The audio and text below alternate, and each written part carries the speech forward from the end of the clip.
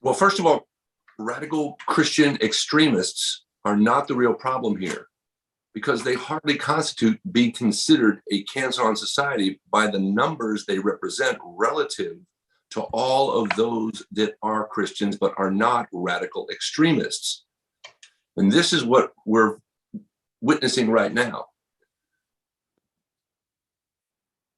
As you said, and you were correct, we are losing the culture war, because it's not just a group of LGBTQs holding hands, singing Kumbaya, walking down Main Street.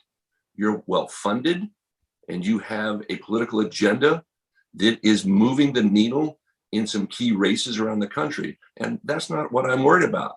What I'm worried about is the simultaneous strategies that are being executed with ground tactics on college campuses, Christian college campuses, and within churches to infiltrate them and to take them woke, quote unquote.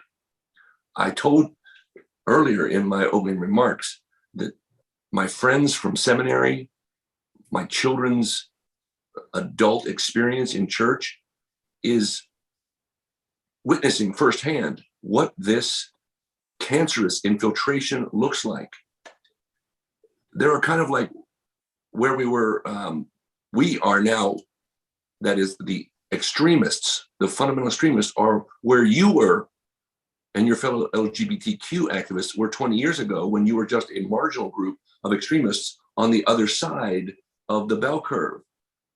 What we see here now is one side of the bell curve, your side, has now gone mainstream, and you're moving the needle, not just in political spaces, with every governor dealing with the fact that they're either for or against your proposition, but pastors and teachers and theologians are having to make the decision: do I maintain the integrity of my lifelong historical commitment to the tradition?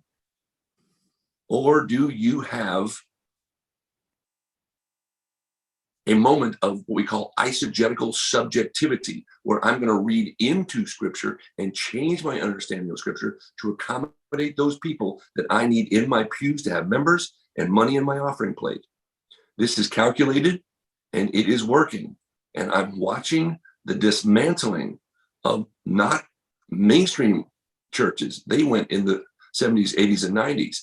We're watching community churches, rural churches now dealing with this, when in fact they aren't in the margin, they're in the bell curve.